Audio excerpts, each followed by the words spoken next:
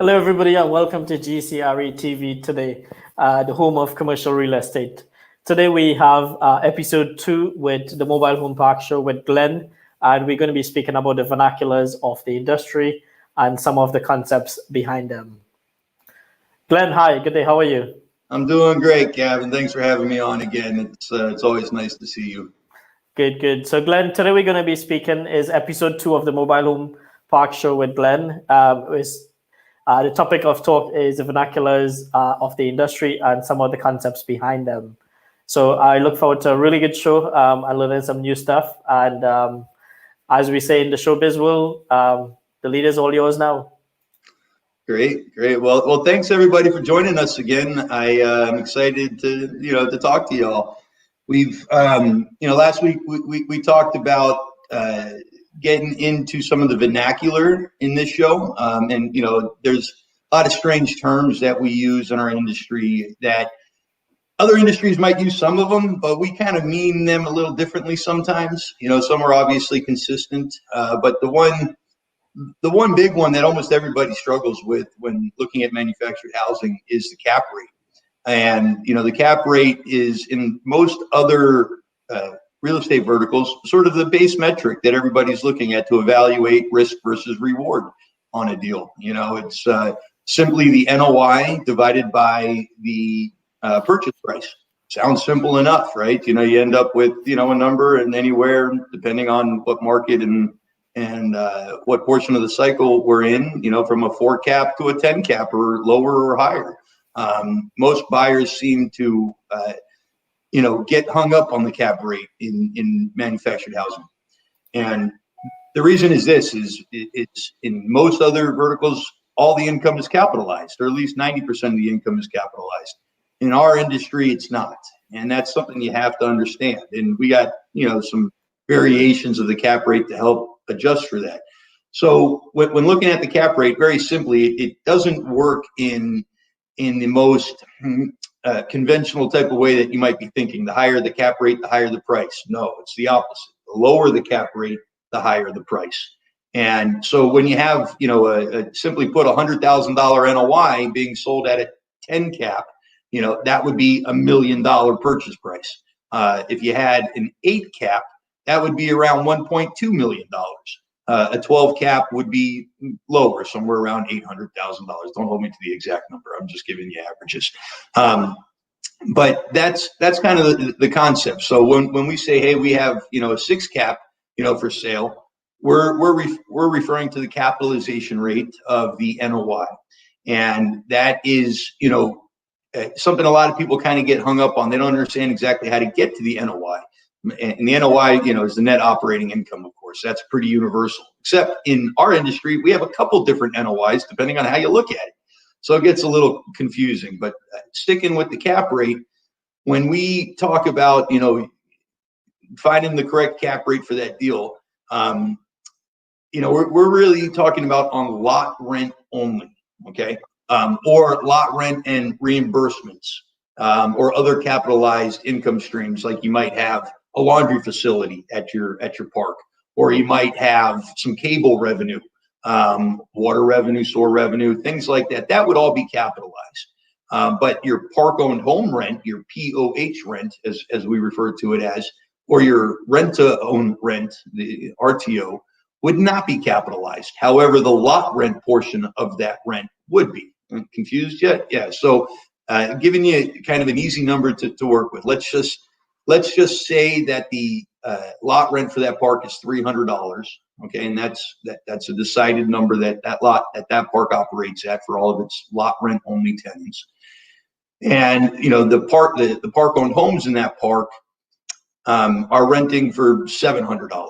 Okay, so you would not capitalize all $700. You would only capitalize the $300 portion of that rent, and that pretty much gets you, a massive discount on purchase value, because we're not capitalizing that other $400.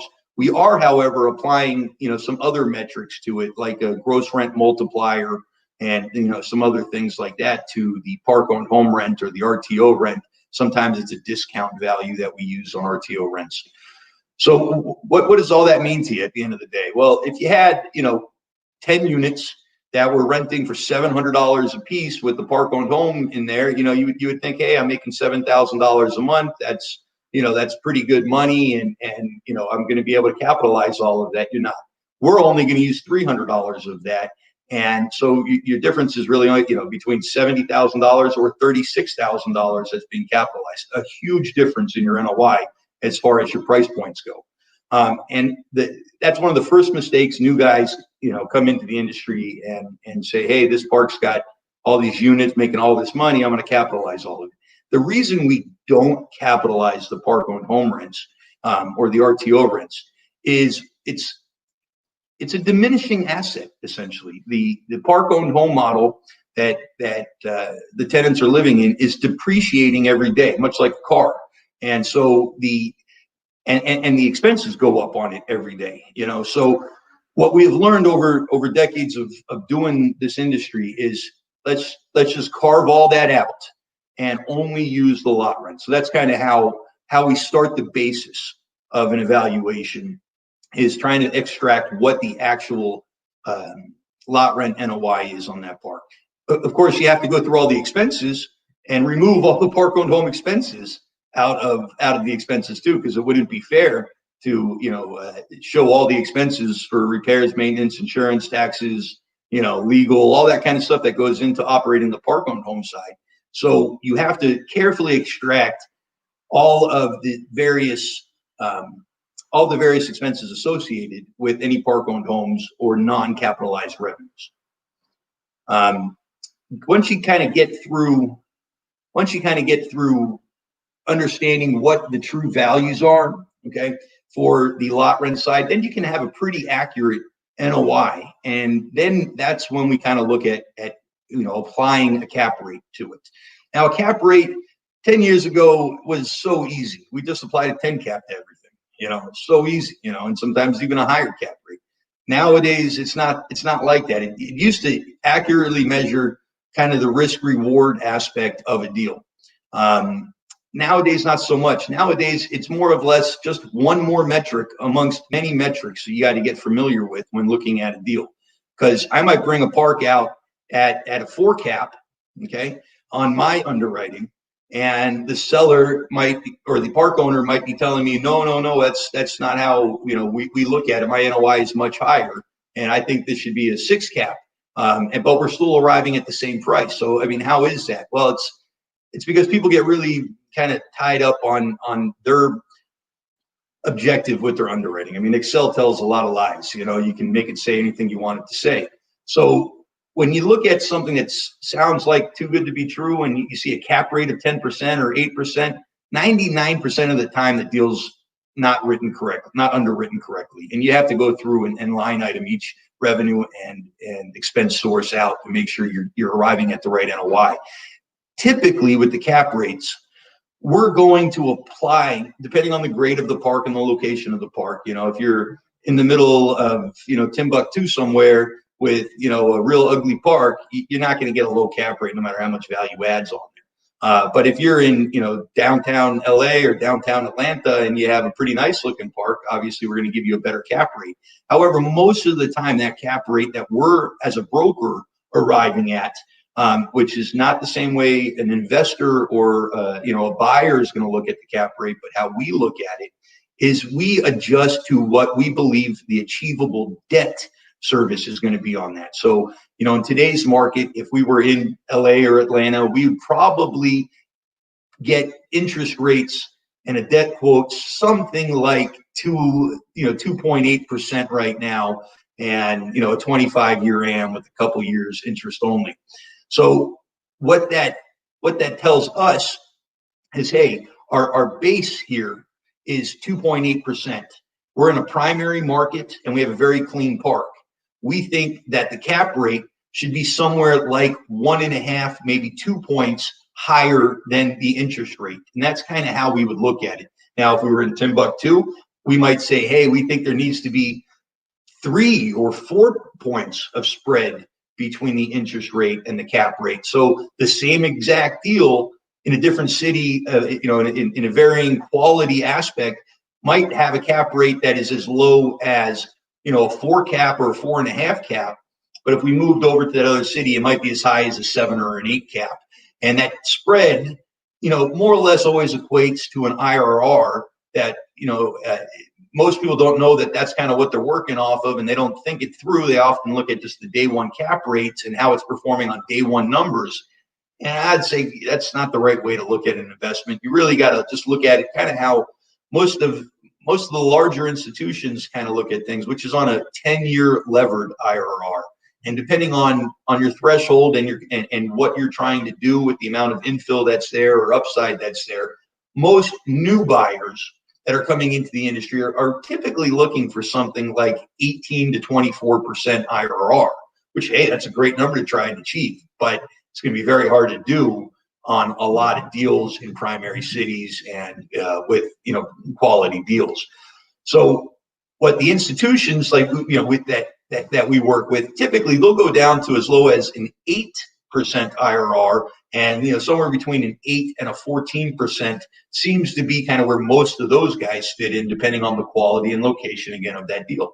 So that's kind of how you're competing against. And as a new investor, I'm sure you were taught, you know, cap rate only kind of investment guidelines on day one. Don't pay for the upside. Don't pay for the inventory. And what you're left with is some pretty raunchy little deals that you might think otherwise about investing, because, you know, when you balance it out on kind of like the time value headache equation, you're going to teeter to the higher headache side of the equation when buying a deal like that. Whereas if you buy something more teed up and in a better location, you're going to have it kind of more on that centered kind of risk headache kind of reward system. And that's where I would recommend most first investors going into. Don't chase something with too much of a return. You're probably going to not enjoy the process of working with that park so much. Now, a lot of you guys have, you know, more risk tolerance than I do. I can just tell you, when I was chasing, you know, 10 cap type of deals and putting those type of deals together, it was bloody hard. I mean, every day was a fight to get to my returns, and oftentimes I didn't hit my returns because it was just kind of how those markets worked, and I was under the impression a 10 cap was a 10 cap. Nowadays, it's much more sophisticated, and I'd be aware of that. So things we just talked about here with the cap rate, you know, we kind of mentioned a few other metrics that I want to talk about that are kind of important. So the IRR, the internal rate of return, that to me has become, in the last 3 years, one of the most important metrics to pay attention to. That's pretty standard across all investment cases. You know, you're going to figure out what your debt is. You're going to figure out what all the income and revenue buckets are, and what all the expense and CapEx buckets are, and you're going to apply them all to there. And most of the syndicators and consolidators in our industry, you know, they're typically not making any money until that thing gets to about a 14% IRR. And so they have to kind of look at the deals that way. Their LPs are kind of demanding something, you know, that's probably based on underwriting from a few years ago. So you have to adjust with that IRR.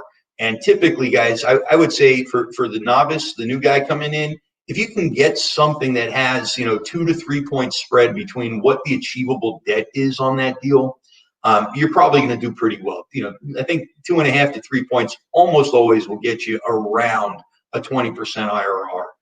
Yeah, you're going to have some extra ugly to work with, and you're going to have some, you know, location issues that may not be your favorite. But I think that's a probably safe kind of number to be remembering, is your interest rate that the bank is going to apply to that deal, trying to keep somewhere between 2 and 3 point spread on that. And that's a safe number for most people in this market today. It's subject to change, as it always is, because a couple of years ago it was considerably more spread than that.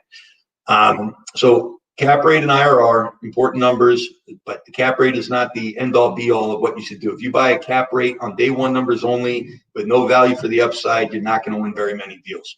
So you have to understand how to look at the spread. So when you're looking at it, we kind of look at day one, of course, then we look at kind of a midway point with what we call the easy upside achieved, and then adjusting the expenses accordingly. Okay, so that gives us kind of a cap rate on what we call the P&L 2. Okay, P&L 1 being the day one current operations, how the current owner operates, And then our P&L 3 is sort of the intrinsic value of that park. And what does that mean, the intrinsic value? So when you've taken your park to fully maximize, and you've moved all the rents up to the lot rent, however many years it took to get there. In most cases, we recommend don't push the rents too heavy. We usually say 3% in most markets is, kind of a fair number.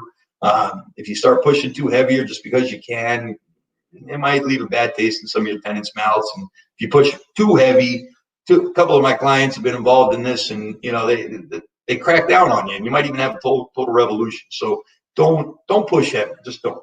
And when you're looking at this intrinsic value, we typically take market rents to intrinsic value over a 7 to 10 year run. Most of the syndicators are using a 5 to 7 year kind of model, and that's how they're looking at their IRRs. But we're looking at it on a 10-year run. And so when you finally get all the upside in, all the vacant lots filled, all the vacant homes filled, all the expansion areas developed and filled, all the rents pushed to maximum, and all of your utility bill backs and other common area maintenance fees included into the deal, the intrinsic value is kind of your total upside pro forma value. Might not ever be achievable, but that's kind of the goal, is getting to that intrinsic value of that park and then applying what a stabilized cap rate would look like for that park. Now there's no more meat on the bone. You're probably not going to get, in most markets, a 4 cap on that deal anymore. Now that spread between your interest rate that you initially had, and chances are you've refinanced at some point in time during there, or took a supplemental or something like that to recapitalize some of your cash.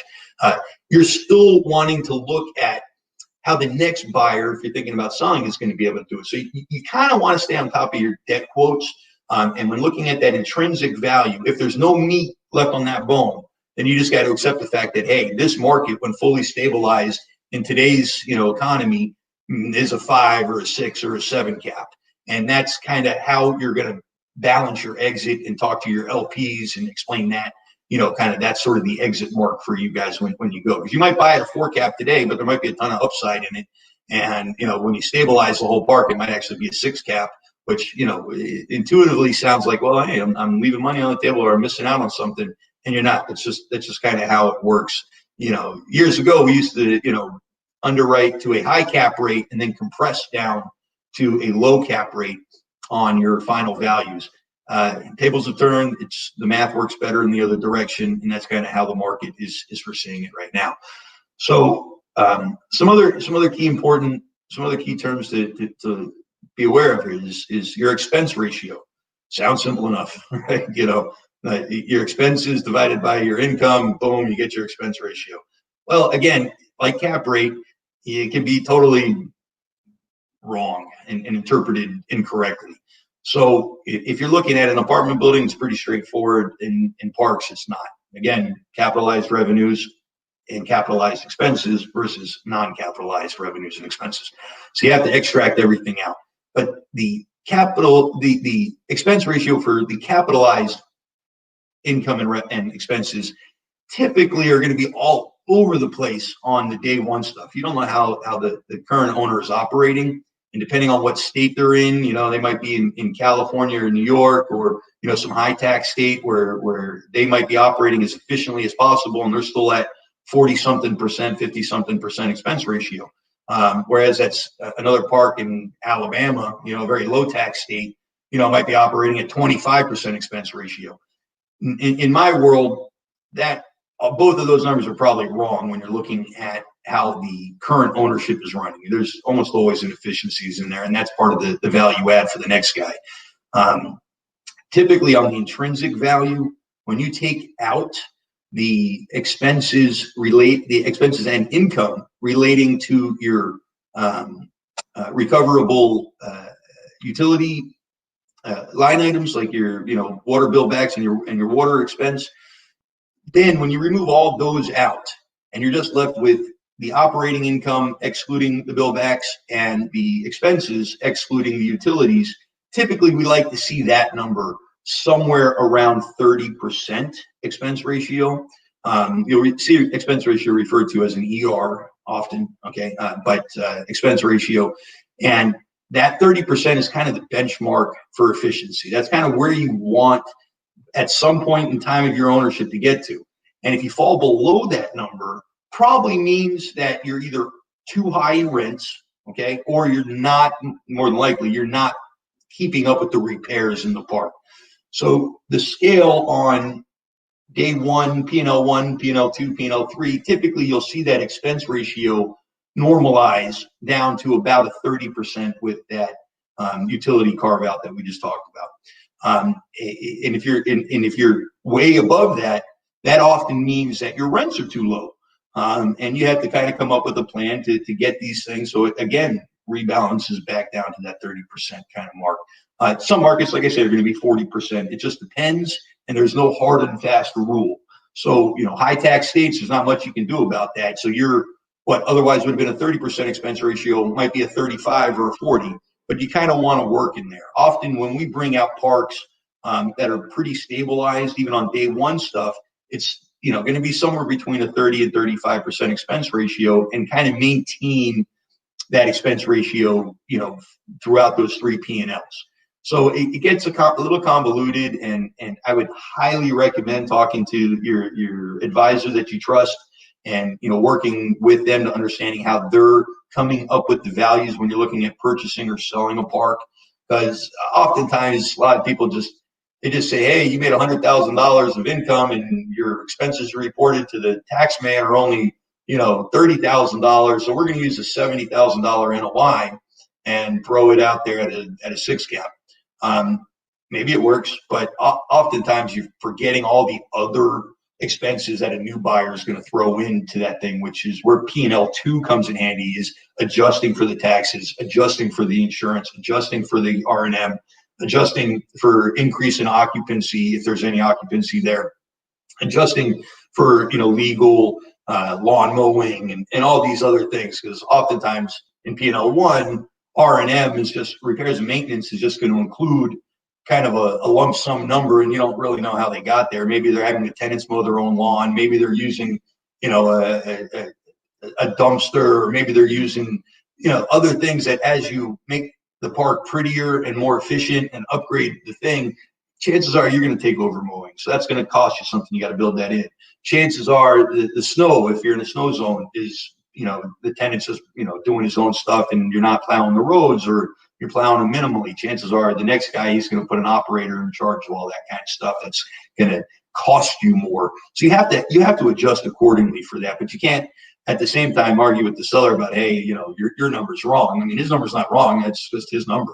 It's not the number you should buy off of. It's but your number is probably leaning over to how you want to buy a park, which also isn't always the most appropriate way. And using all three numbers and then using a blended cap rate is kind of what we like to use. We don't tend to market a blended cap rate number because it's just too confusing for most of the investors looking at our world. But when we're underwriting, we're kind of looking at a blended cap rate. And of course, going all the way back to the start of the conversation with the park-owned homes, like, what do we do with that income? Because sometimes hundreds and hundreds of thousands of dollars being generated from park-owned home income, and you're not capitalizing. That's just like, if you're an owner, you're feeling like you just got slapped in the face. Like, what do you mean? I got these nice homes. They're renting for $1,000 a month.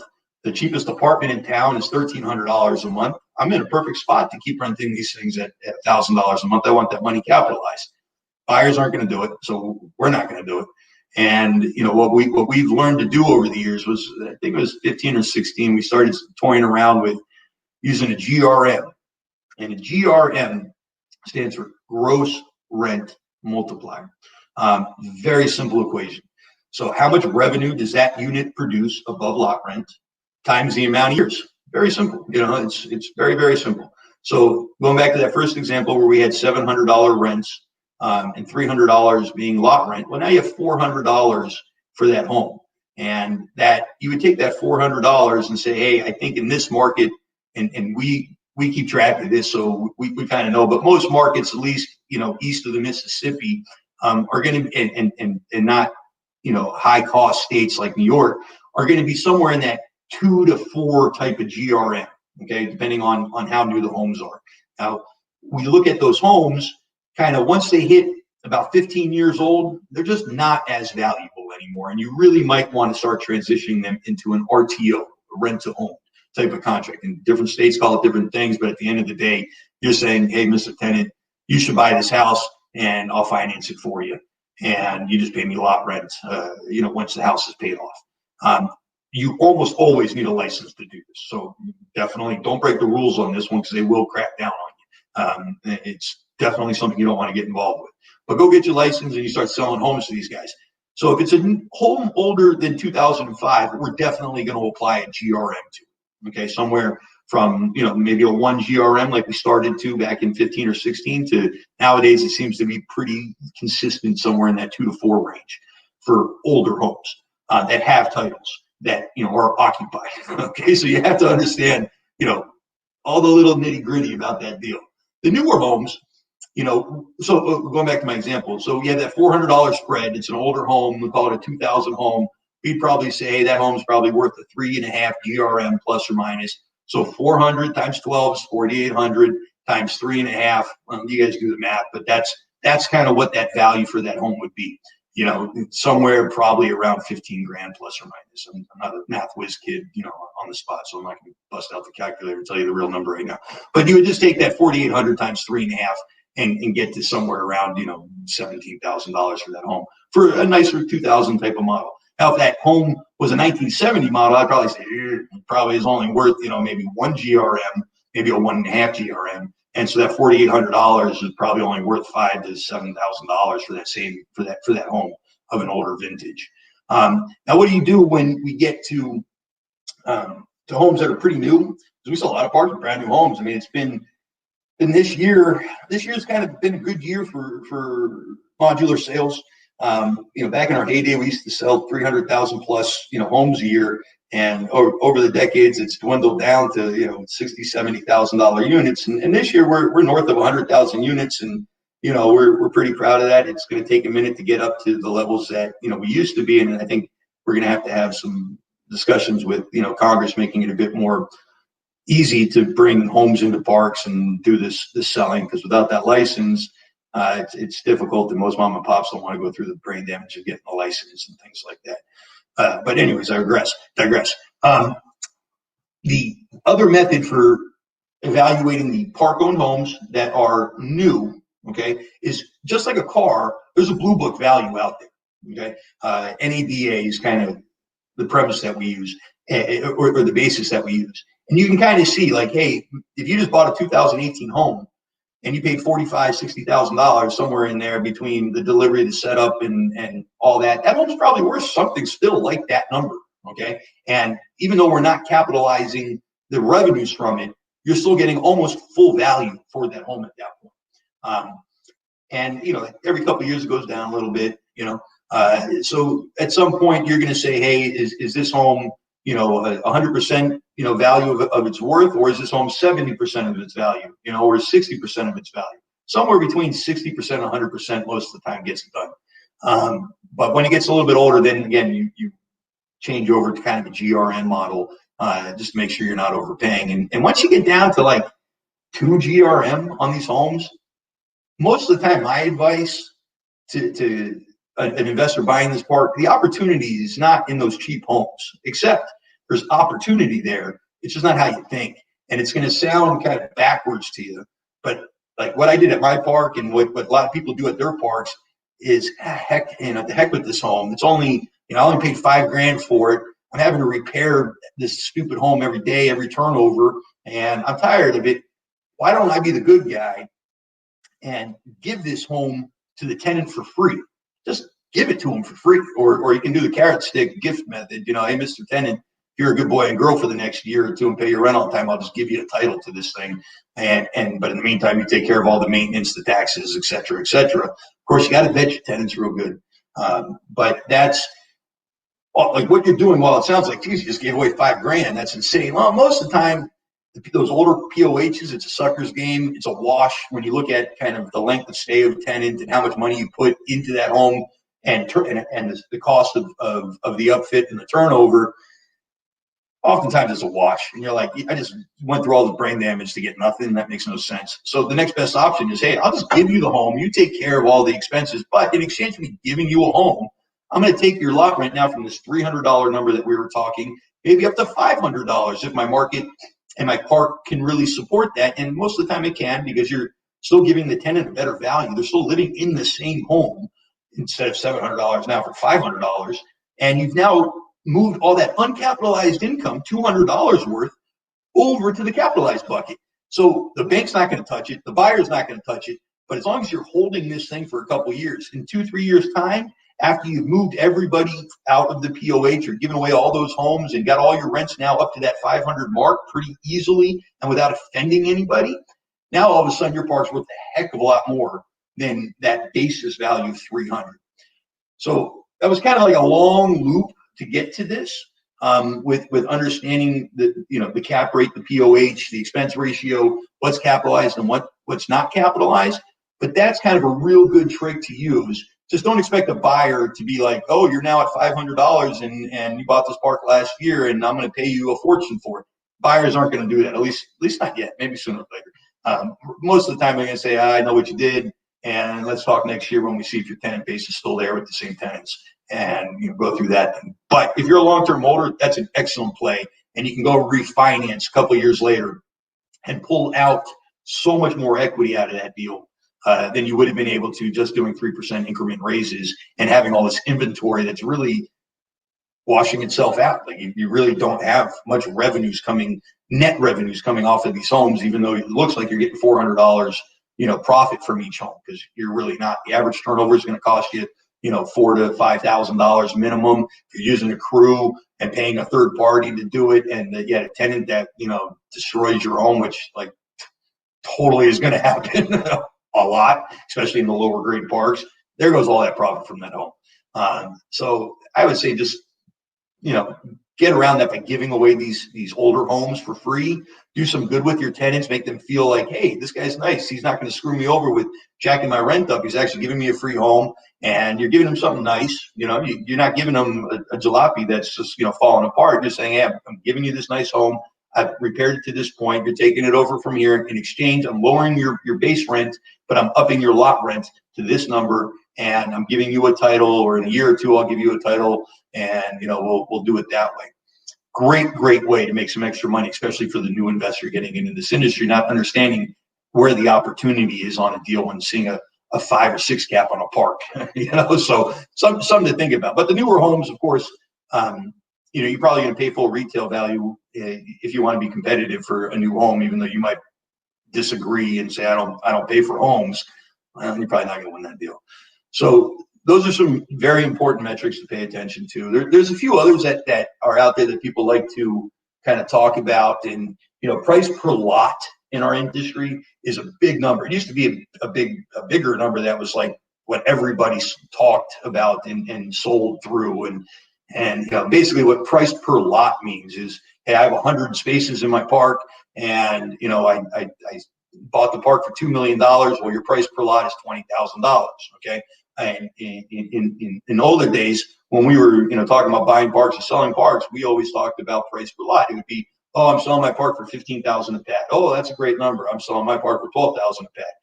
Problem is, it doesn't really tell you much about the deal, but the old timers really like that number. Nowadays, it's an important number, but that number gets shattered on every sale. So there's a deal in Florida that just traded at $150,000, per pad. So it really starts to climb. It becomes less of a metric, except when negotiating with an old time type of seller, and you're telling, hey, Mr. Seller, I can get you $150,000 per lot for this thing. If he's not a very savvy owner, he might think that that's a great number, even though maybe it's not the greatest number, even just because it sounds large. So price per lot is an important number. The price per tenant or price per occupied lot, in my opinion, is a more important number. It kind of shows you what the tenant, because when you're buying a park, you're generally buying income, right? Most of the time, unless you're buying a steep value add. And you kind of want to know what that price per tenant is. And you want to know what the price per lot is, but not as any kind of important basis of decision making. You just want to know that metric. And a few others that are pretty important. Obviously cash on cash. Okay, that's that's the number most people like to look at nowadays. The cash on cash. You should be able to hit a 10% cash on cash still in MH most of the time right out the gate, and get that up into the mid to low teens or something. The cash on cash is basically saying, hey, I bought a park for $2 million. The bank gave me 30% financing, so it was at $650,000 or something like that. That you actually came out of pocket, and it's cash flowing. The amount of so it's your NOI minus your debt service, that cash flow there, and you're saying, hey, I'm getting X amount of percent into that. And that's your investment dollars against the actual return dollars after your debt service. And that's a very good metric to look at. But by the time you get to that number, it's mixing all the capitalized and not capitalized kind of incomes together. And it can be a little confusing to look at. A DCR, that is your debt coverage ratio, is a very important number. Most banks will not go below a 1.25 DCR. Okay, and that's just a very, very important number to look out for. Typically, we're going to sell deals in that 1.25 to call it 1.5 range most of the time, and that's essentially going to show you how much cash flow you're actually going to get outside of that. Outside of paying down, getting all your revenues and NOIs in place and things like that. So, very important number to pay attention to. A few other ones that people like to kind of tool around with. I don't know how important they are, but everybody's got their favorite metrics. Some people use a lot rent multiplier. I don't know that I believe in it. When I first learned of that number a few years ago, it's like, I would never pay above a 70. And I'm not even 100% sure how these guys calculate this number, but nowadays that number is more like a 150 on a lot of deals. So I tend to tell people just ignore that metric. And what else could be a good one? Well, Gavin, do you have any questions so far? I know I've kind of been ranting on and on. Can't hear you, Gavin. Sorry, my microphone was off there. Can you hear me now? Yeah, sorry, I was just making some notes as you were speaking. I just want to recap a couple of things. So you said that in the mobile home park world, or the manufactured home park world, unlike the multi-family homes, buildings, NOI, there's not just one NOI, there's various NOIs that you need to be made aware of and noted off. I don't think a lot of people probably would know that, but that's actually a good point I picked up on. I think the other thing that you talked about that really made a lot of sense was the location of actually affects the cap rates, which I think is a huge topic for people to actually think about when actually looking at locations. The IRR is one of the most important things to know about, and the interest that the banks put on that can actually vary. So something for you to also make a note of, guys. Expense ratio, it can be wrong. It needs to be looked at a lot closer when purchasing a park or looking to invest in a park. So whatever you guys are doing, make sure that the expense ratio is in balance or where it should be. And Glenn would always be right there to talk to you if you ever needed something like that. Price per lot is, in the old days, it was really important, not so much really right now, but the price per tenant is probably more important than that. And those are kind of the takeaways that I took away from today's show. But if you guys have any questions, Glenn is always here at the show every Wednesday at 4 p.m. Central Europe time, 10 a.m. Eastern time in the US, and he'd be more than happy to answer questions. I think one day what we would do is we'll have a Q&A session. Where I'd love to help these guys out and get a bit more up to date on how the underwriting works, because that's how guys get just ruined in this industry. It's just like, oh, hey, I'm gonna just do this way because that's how I was taught 20 years ago, and I'm an old school type of dude, so I'm gonna do it this way. And then they say, what the heck's going on here? Why am I not getting this thing? Why am I getting so much?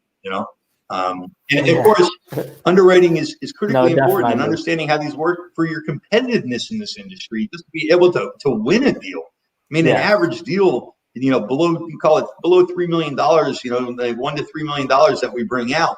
I mean, I probably get, 7 to 10, 12 offers in the first 2 weeks on it, and all of them are going to be within 5-10% of each other. So how do you make yourself more competitive? Well, it's through the underwriting and really understanding what metrics to focus your attention on, what metrics maybe are just, will give you a competitive edge by making it look, like a lower cap rate, even though your pricing is still kind of in the same way. And looking at things from that angle, because at the end of the day, you're underwriting a deal, chances are because you're trying to buy it. And chances are there's probably 5 other guys in line trying to buy it, underwriting it too. And you want to get smart real quick with how to do this stuff without, pissing off your LPs by underwriting to, some butterfly type of level, Yeah, for sure. Well, Glenn, that's the time we have for today. I think it was a very, very detailed session today with you, episode. I think there's a lot of things that people need to look at. Glenn, I know we had it earlier, flashing on the underneath the contact details. If anybody wants to get hold of you, so the best way to reach me is at my website. Again? You can go to themhpexpert.com, and you can learn a lot about what we just talked about through there. You can download like a chapter in my book and probably get a lot of those metrics out of that. Of course, you can pick up the phone and call me. It's 720-647-4968, and I'd be happy to underwrite with you and kind of give you some time and learn a little bit how we do it. And on my website, you can find my phone number and email address and all that stuff. And we're here to help guys, even if you don't use us as a broker. I couldn't care less. Let's just, let's help you guys learn the industry. Let's find a way to push this industry forward with, investors that are actually trying to, do our tenants good and not just, squeeze all the blood out of them, because that's not something anybody on my team wants to be a part of. Yeah. All right, Glenn. Well, we look forward to having you next week again for the 3rd episode in this series that we're doing. And I just think it's absolutely wonderful what you're doing for these guys and them and giving them the education that they need. It's certainly required. There's a lot of charlatans out there that, sell mobile home parks as an easy way to get rich, but I think it's far from that. It's the hardest industry that I've ever been in, and I've been in many of the commercial real estate industries. I've owned almost every vertical type. Well, not almost every, but a whole bunch of different vertical types. And I can tell you, MH is hard. It's the hardest. It's the easiest one to lose your ass in. Excuse my language. Yes. No, that's perfectly fine. All right, Glenn. Well, we look forward to having you again. Perfect. Next All right, show, Gavin. and I'll speak to you guys. soon. Bye. Take care. Take care, guys.